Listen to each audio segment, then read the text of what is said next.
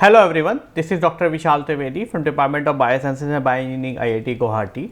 Now in today's lecture, we are going to discuss about the application of the molecular biology in context of correcting the genetic diseases. So what you can see here is that we have the different types of genetic diseases which is been found into the human population. So we have the Huntington disease, we have hemophilia, we have Parkinson disease, we have colon cancers, we have so many different types of diseases which are being found into the human populations, and how the human population or humans are managing these diseases. They are been having the different types of therapeutic options. One of the option is that you are actually going to generate the drugs, and these drugs are actually going to overcome the deficiency, or he's going to take care of the detoxifications and other kinds of things. So see, the mechanism of these diseases are very different. In some cases you are actually overexpressing a particular factor, or in some cases you are not being able to provide a crucial component, and that's how you cannot be able to run a particular metabolic pathway. So either of these cases you are supposed to provide that particular factor which is responsible for the correcting these diseases. For example, we have thalassemia, we have the muscular dystrophy, we have the cystic fibrosis, Huntington disease, and so on. All these are happening because one of the crucial factor is either being produced in a large quantity, or it is not being available for the human body. And the only way you can actually be able to provide this is that if you take this factor and put it into the cloning factor. So let's see how some of the diseases, and we will take an example of few diseases, how these diseases are being managed for the human welfare. So we have the HIV infections, we have the leukemia, we have thalassemia, we have the sickle cell anemia, and the Parkinson disease. In the HIV infections, we have the responsible mutated gene that is called as the CCR5, which is a chemokine receptor, and CCR5 is the receptor which is responsible for the replication of the HIV virus, and the target cell for this is the CD4 positive T cells, because CD4 plus positive T cells are the cells which are responsible for the immune function into the human body, and you are actually producing the CCR5 genes, and that's how you are using the adenovirus and as well as the messenger RNA as a delivery vehicle, and that's how you are hoping that if you do that, you are being able to provide the CCR5, and that's how you can be able to overcome the mutations, and that's how you can be overcome the HIV infections. The other example is the leukemia. What we are discussing is the acute myeloid leukemia, or AML, and in that case you are actually having the mutated gene which is present in the CD123 or TRAC.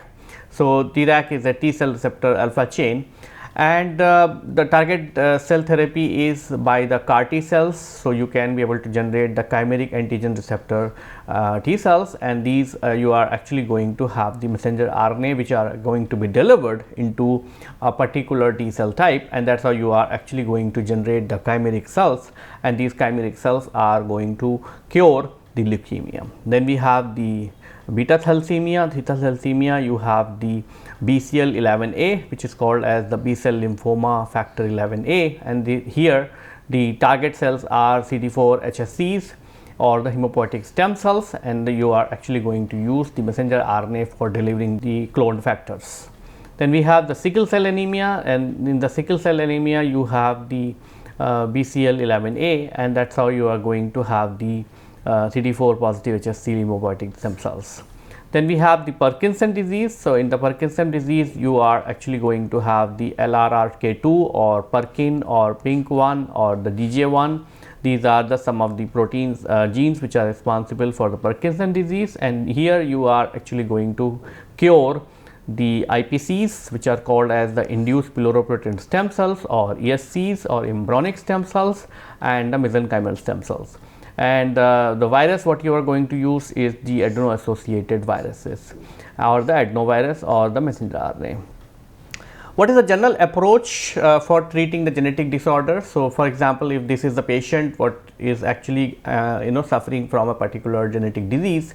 So what you are going to do is you are going to collect the desired cell type. For example, if we take an example of T cell, so you have collected the T cell, and suppose this patient is AML patient, right? So what you are going to do is you are going to collect the target C cells, and then using the genetic engineering tools, whether it is the CRISPR-Cas or TALEN or all those kind of the tools, you are actually going to do the corrections into the genome of these cells. So you are going to take these cells, you are going to correct the errors, so you are going to change the mutated genes, and then you are actually going to do the growing the transformed cells into the in vitro patty dishes, and then you are actually going to put these mutated genes back into the patient. And what will happen is that these transformed cells, which are actually going to have the correct form of the gene, is going to be work for this particular patient, and ultimately it is actually going to overcome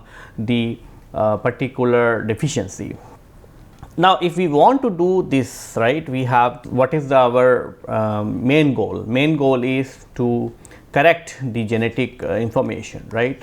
So, genetic information is going to be, as you remember, right, when we were discussing about the genome, the genetic information will be present in the form of genome, right? So, in this particular case, what you are going to do is you are going to take the genome, and within the genome also particular gene may be actually be target DNA, right? So this particular gene has some problem, right? It has some mutations or it has some kind of abnormalities. So that gene has to be corrected. Now we have the two different types of approaches what people are using. One is called as the traditional approach, or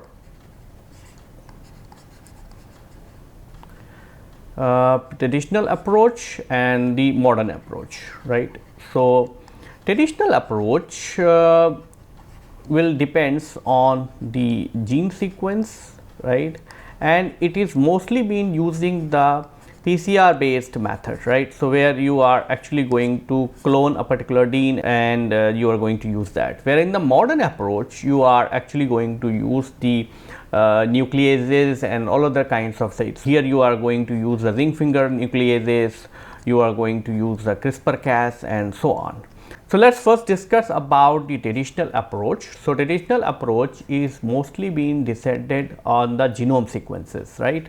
And it also depends on the one of the basic phenomena of the recombinations, right? So recombination is the core of the genetic engineering.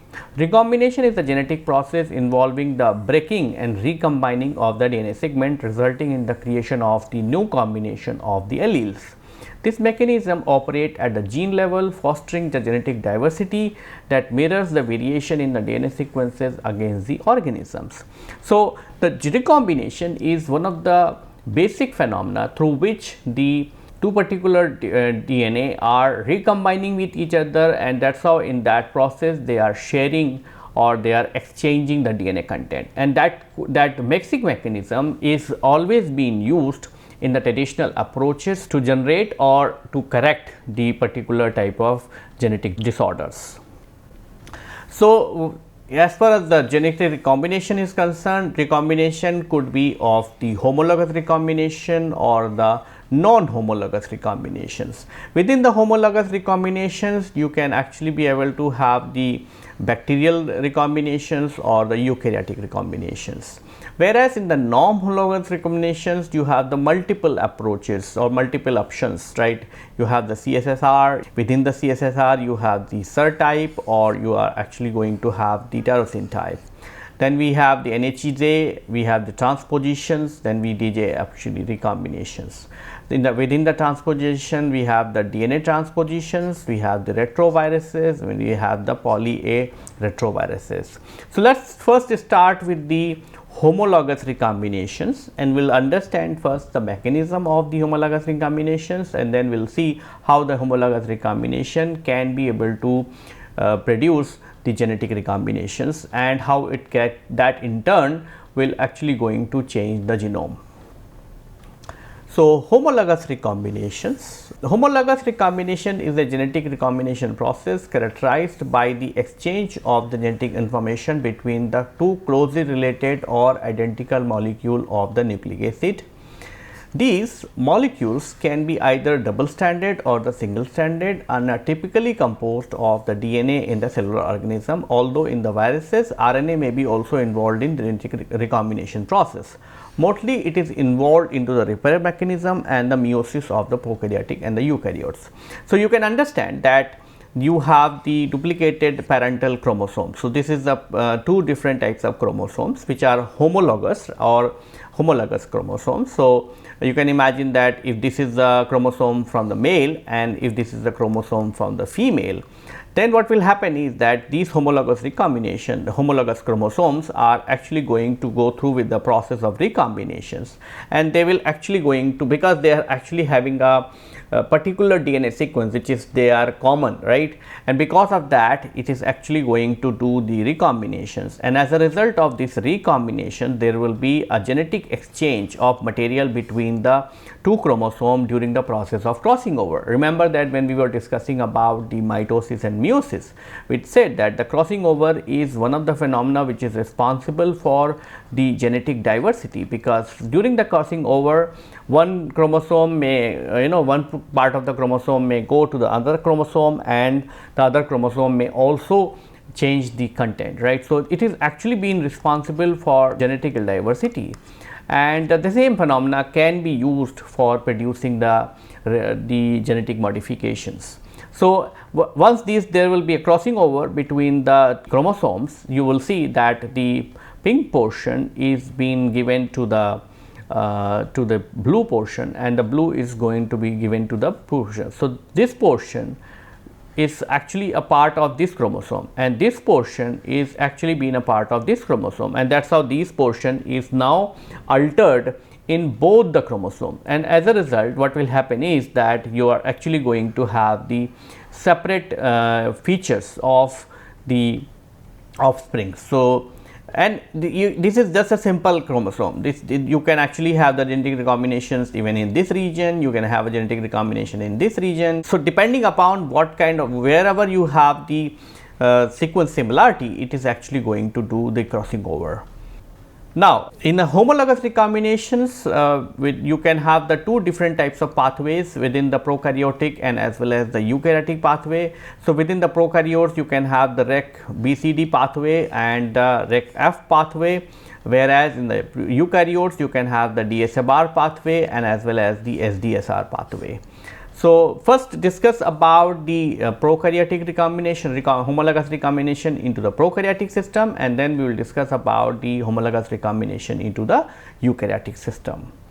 So, in the mechanism of the prokaryotic homologous recombinations, so this is the DNA of the homologous recombination where you are actually going to have the different types of factors. So, in the first is the initiation. So, Rec-BCD bind to the blunt or the nearly blunt area of the double stranded DNA break.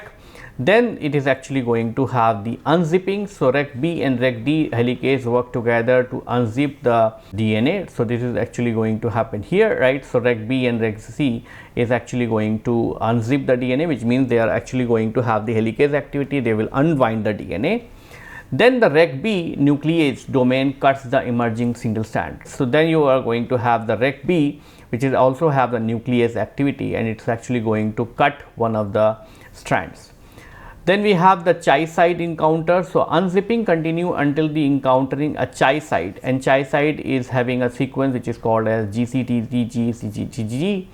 And then we have the chi side reconnaissance. So, DNA unwinding pause briefly and then resume at a reduced rate. Rec-BCD cut the DNA strand with chi, and ultimately there will be multiple Rec-A proteins are loaded onto the single stranded DNA with the newly generated 3' end, and then there will be a homologous search. So, this is the strand what is going to be available for making the homologous recombinations, and then when Rec-A coated nucleoprotein filament search for the similar DNA sequence on a homologous chromosomes.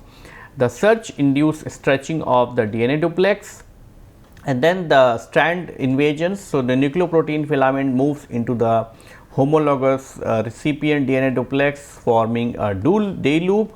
And then we have the resolution options. So, if the D loop is cut, further strand swapping forms a holiday functions. Resolution by the RUB, ABC or XG can produce the two recombinant DNA molecules with the recipient reciprocal genetic type with the interaction with the DNA molecule differ genetically, and alternatively the invading 3' end chi can initiate the DNA synthesis forming a replication fork, and this type of resolution produce only one type of non-reciprocal recombinations. So, this is what exactly it is shown here, right. You have the RecBZ system, it is actually going to unwind the DNA and then it is actually going to truncate one of the strands and then it will reach to the chi site, and then from the chi site the DNA is going to be break, and then this is the break DNA is going to be coated with the RecA gene, RecA proteins, right, and then it is actually going to participate into the recombinations with the closely related sequences, and as a result of this recombination it is actually going to produce two different types of DNA with the recombinations. Then we have the another pathway which is called as RecF pathway. So, in the RecF pathway homologous recombination, bacteria employ a repair mechanism for the single stranded gaps in the DNA. When mutation inactivate the RecBCD pathway and additional mutation disable the SCC, CD and XO1 nuclease, the RecF pathway can also repair the double stranded DNA breaks. So, in this you are going to have the initiation, and so RecQ helicase unwinds the DNA, then RecJ nuclease degrade the strand with the 5' end, leaving the strand with the 3' end intact. Then we have a RecA binding, so RecA protein binds to the strand with the 3' end, and then RecF and RecO and RecR protein aid or stabilize RecA in this process, and then there will be a strand invasion. So, RecA nucleoprotein filament search for the homologous DNA and the exchange place within the identical or nearly identical strands in the homologous strand, the strand invasions, and then there will be a branch migrations.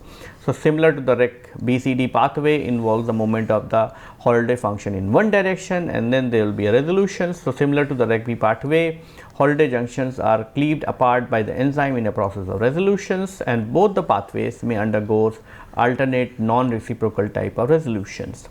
Despite differences in the protein and specific mechanism in their initial phase, both the RecBCD and RecF pathway share the similarities. They both require single stranded DNA with the 3' end and RecA protein for strand invasions. Additionally, the pathway exhibits similarity in the phases of branch migration and the resolution of holiday functions. So, this is the pathway of the other pathway, and the mechanism of this pathway is also going to be same. And then we have the mechanism of the eukaryotic homologous recombinations for repair. So, remember that the homologous recombination mechanism is being used only to repair the the damaged DNA, because the damaged DNA information is missing. So, you can actually be able to bring that information from the neighboring residues, right. So, with the help of the neighboring residues, you search for the homologous DNA, and then you are actually going to copy the that damaged DNA. So, in the normal cell you are going to have the double stranded DNA breaks, and that is how you are going to have the activation of the homologous recombinations in the eukaryotic system. So, ATM recognizes the DSB phosphorylate H2X and facilitate the MDC binding, and then we have the MRN, the MRE1 plus RAD50 and NBS complex is localized to the DSB. Then we have the CT IP creates 3' overhang where is exonuclease activity, and then the RPA binds to the 3' overhang. Then we have RAD51 BRAC BRCA1 BRCA2 replace RPA to form the filament of DNA to proceed to the homologous recombinations. So, this is what exactly you have a double stranded DNA breaks, and that activates the ATM, and then ATM is recognizing the double stranded phosphorylates H2AX and facilitate the MDCB binding, and ultimately it is actually going to do the homologous directed repairing of the DNA strands. Then we have the two different types of proposed pathway for the eukaryotic homologous recombination mediated repairing. You have the classical double stranded break repair pathway or the synthesis dependent strand annealing pathway. both of these pathways are operating in one organism to another organism. So, in the classical double stranded break pathway, you have the 3' end invade an intact homologous template, then formation of the double stranded holiday functions junctions, and then junction resolution results in the crossing over or the non crossing over. Similarly, we have the synthesis dependent strand annealing pathway, and it is conservative and result orient exclusively in the non crossing over events.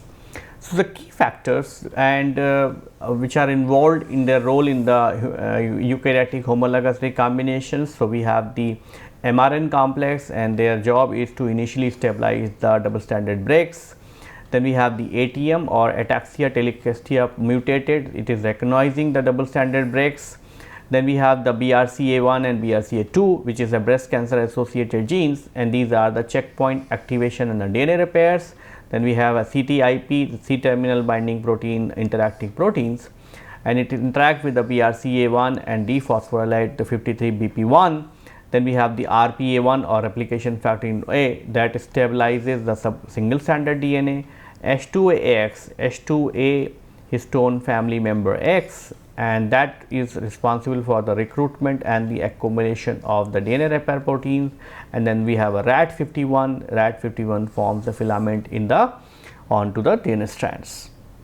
Now, if you summarize the homologous recombinations in both the prokaryotic as well as the eukaryotic system, what you will see is that there are proteins or the processes which are involved, which are common between the two.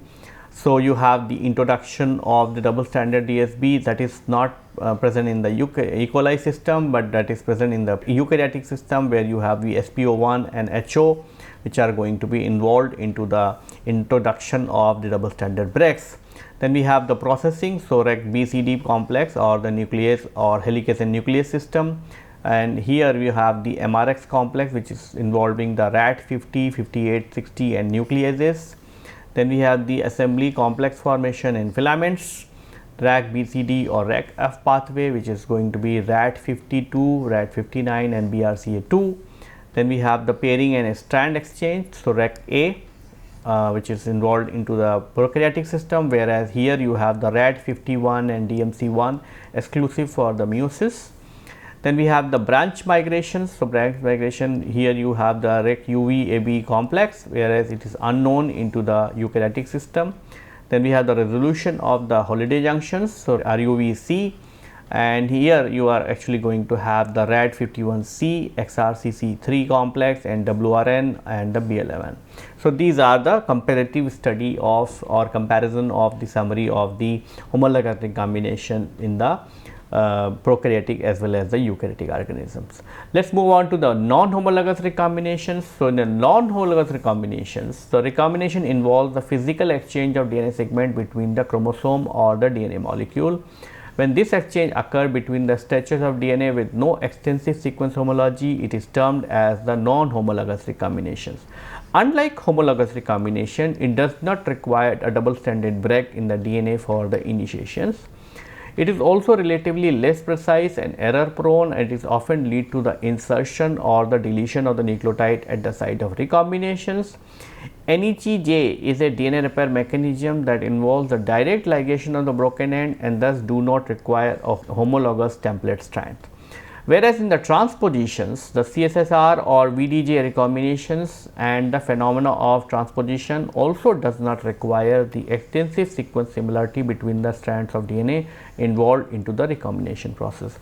So, the normal homologous recombination does not require the sequence similarity. It actually happens abruptly and it does not require the double stranded breaks also for initiation. So, basically the non-homologous recombinations is going to be an exchange of the DNA between the with no extensive sequence similarity. There could be sequence similarity, but that would be very minor, and in these kind of cases you are actually going to have the multiple examples like transpositions, VDJ recombinations, which is responsible for the generation of the different types of antibodies and so on.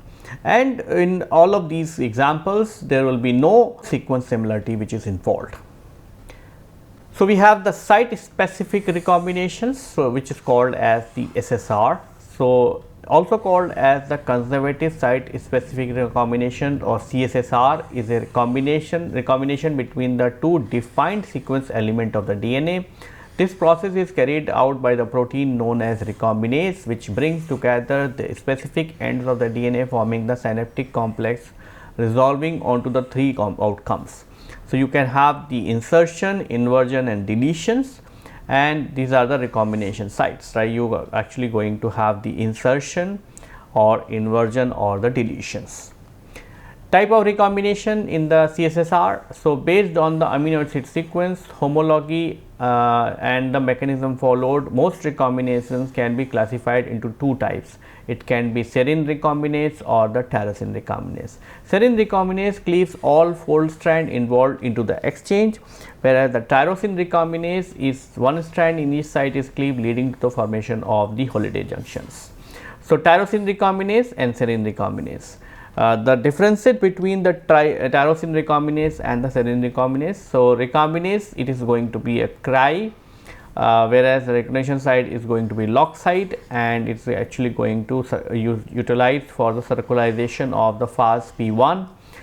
We have the lambda integrase, which is going to be at P and B sites, and it is the integration of the phase lambda. Similarly, we have XRD CD resolvase complex, which is going to be diff in nucleoid or the SER in plasmids. It is a resolution of the dimers into the E. coli. Similarly, for the serine recombinase, we have the Hin invertase, which is a HX site, and the inversion of the promoter in the salmonella. And then we have TA3 and Y sigma resolvase, which is a rest site, and it is going to be resolution during the replicative transpositions.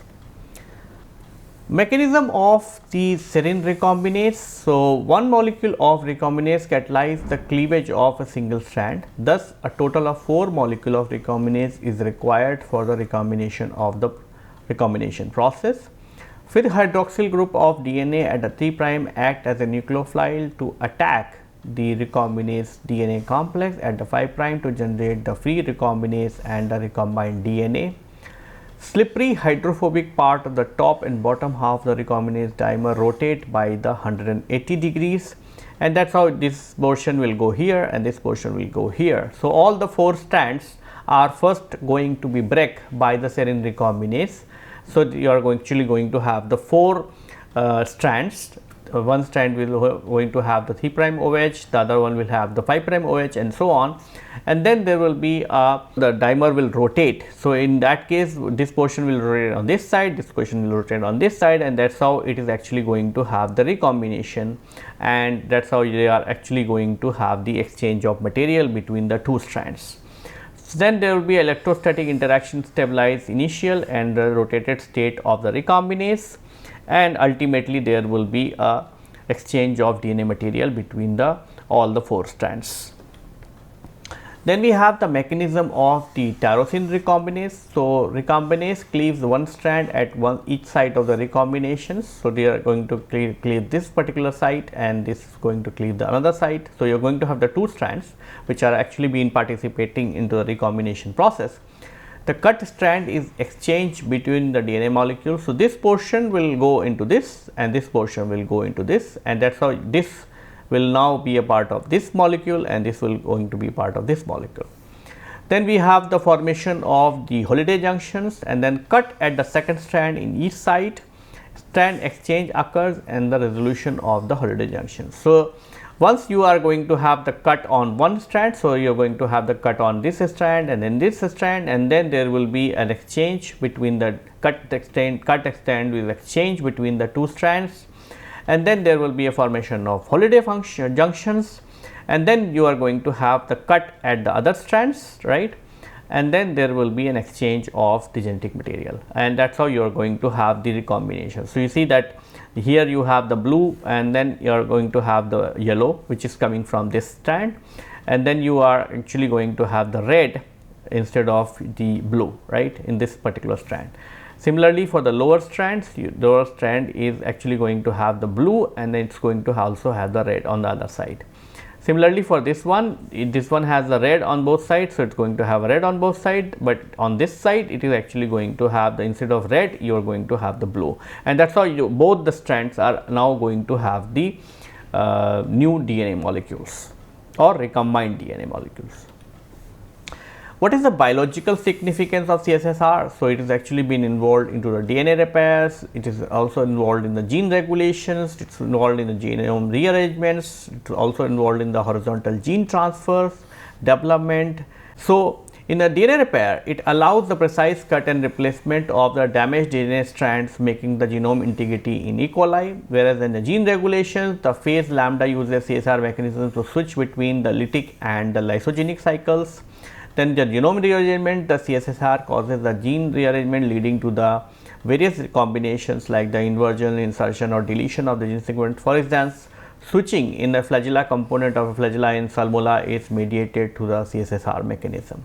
Then we have a horizontal gene transfer. So, bacteria often use this mechanism to achieve the new traits from the other bacteria or mobile genetic element, leading to the bacterial adaptation and the evolutions. Then we have the development. So, many organisms uses the site specific recombination method to regulate the tissue specific gene expression and cell differentiation during the development. Then we also have a tracking of cell lineage during the development of Drosophila was done using the FLP FRT system. And then CSR is widely used to manipulate and engineer genomes of organisms, like the ablation of the gene function, induction of gene expression at a specific time during development, and etc. Then we have another example which is called as VDJ recombination. So, VDJ recombination is responsible for production of the antibodies, right. So, it is a specialized set of DNA recombination mechanism that impart the enormous diversity in the B cell and T cell receptors. This recombination process occurs between the specific site onto the V, D and J segment in the gene for the generation of immunoglobulin and the TCRs.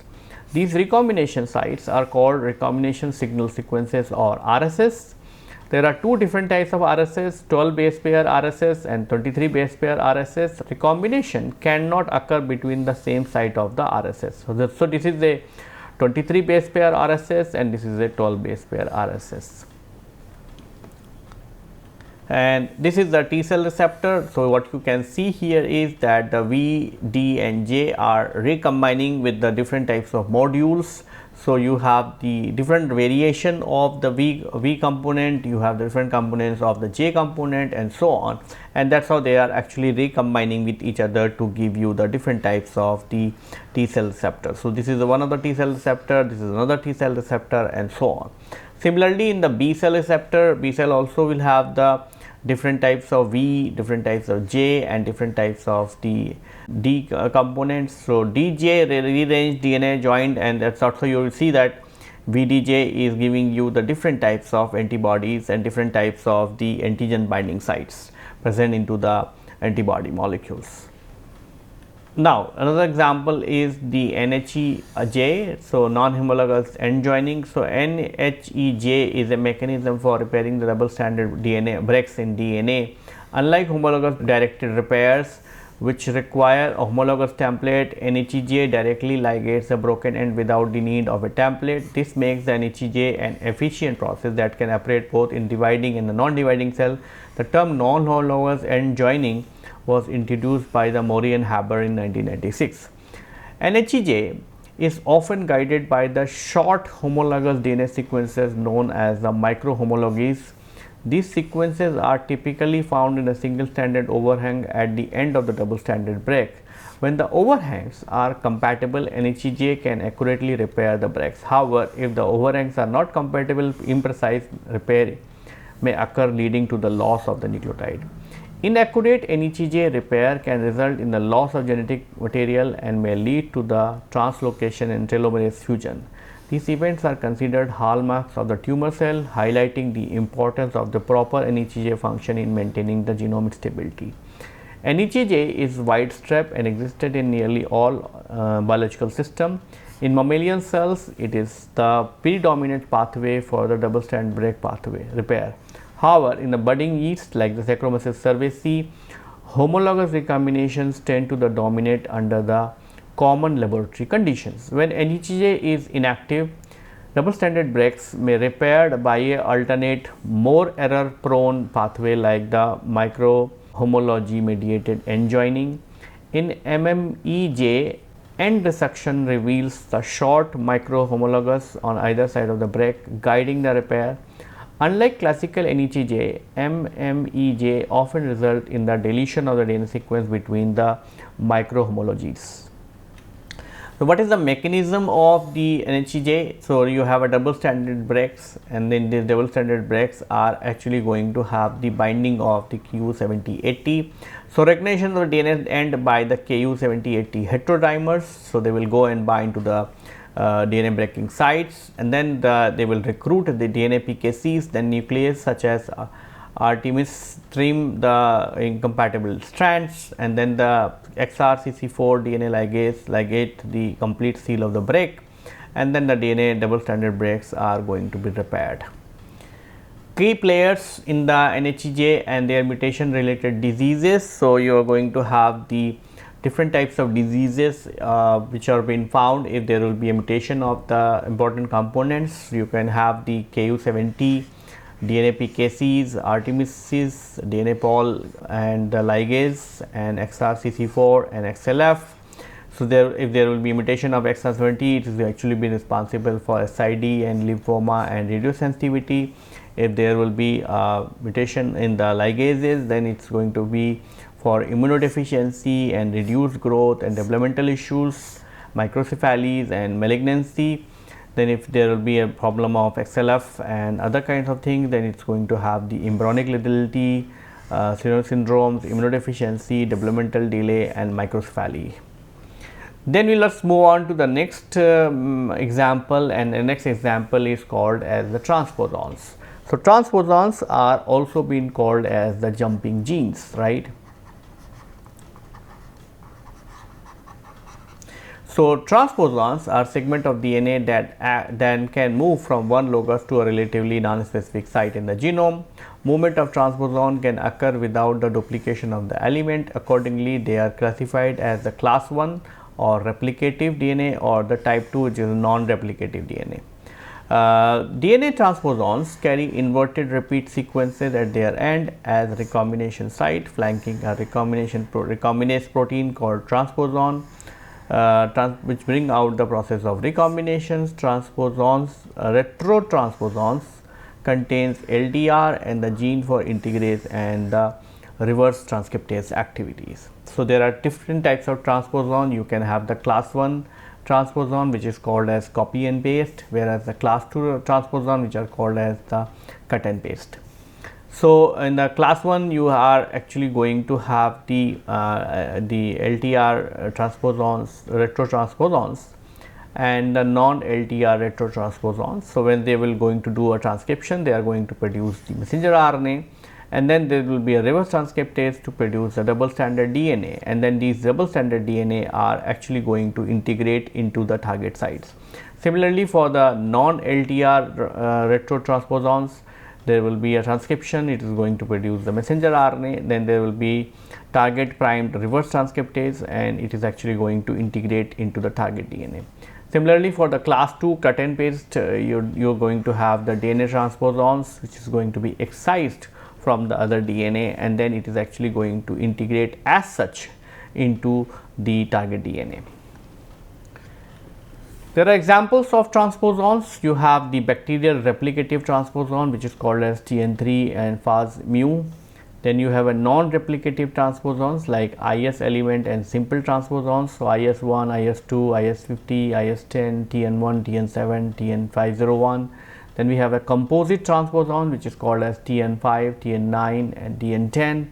Then we have eukaryotic elements like HAT family members and so on. Then we have a virus like transposons like Thi element of the yeast and the copia of the Drosophila. Then we have a poly A retrotransposons, so that is the line and sign in the mammals or the ALU in the humans.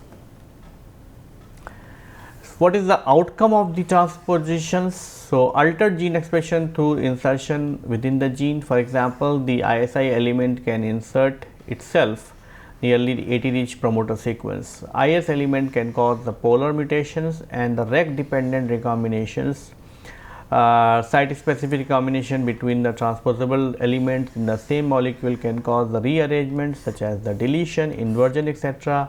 And then IS1 element can cause the deletions, and TN3 and resolvase can cause the resolvase reaction towards the deletion and the mutation in general through the insertions. Now, these are the some of the approaches which have been very common, or which are being found when you are using the traditional method of generating the genetic recombinations. So, you can have the homologous recombinations, you have a non-homologous recombination, and so on. Now, when you are going to use these methods and you are trying to generate the genetic modifications, you are actually going to face the lot of limitations, and you are going to have the lot of issues. What are these issues? These issues are that there will be a lack of precisions, there will be a low efficiency, there will be a time consuming, and the limited addition scopes, and the off target effects. These are very serious effects, right? You are going to have the lack of precision, which means if suppose you use the non-homologous recombination methods, and so non-homologous recombination methods are going to be random. They can be even to one site, or they could be another site. Even for the homologous recombination also, you require the very precise the flanking sequences, then only you can be able to edit the particular gene into the genome. But what happens is that even if all this depends on to the sequence similarity, if the sequence similarity is unique, then it may actually be able to give you the very precise removal of the mutated genes. But if there will be any off targets, right, if there will be any kind of similarity between the sequences, then it may actually replace the another gene, or it may actually give you the side effects. Similarly, all this depends on to the integration of your externally supplied DNA into the system, and you can actually be able to use the different types of DNA delivery method to deliver the DNA into the site of actions. That process is very inefficient, and on the other hand, once the DNA will enter, then it actually should go through with the recombination process, and then during this journey the DNA should not get any kind of DNases and other kinds of attacks, and so that's why the efficiency of this recombination is also going to be very low. Third is, this all requires the genetic cassettes to be prepared, then you are actually going to transform that, and so it is actually very time consuming. And the fourth is, because you are dependent on the the flanking sequences, or you are dependent on the cellular machinery, the scope is very limited. And on the other hand, the worst part is that majority of the time when you are transforming the cells with these externally supplied DNA, they may actually get integrate into the off target sites, and because of that it may not give you the desirable results. So, these are some of the challenges what people are facing when they are using the traditional method for the genome editing. So, what we have discussed about the homologous recombinations, we have discussed about the non-homologous methods. Within the homologous recombination, we have discussed about the methods in the prokaryotic as well as the eukaryotic system, and within the non-homologous recombination, we have taken an examples of transpositions, we have discussed about the VDJ recombinations, and so on. So, with this I would like to conclude my lecture here. Thank you.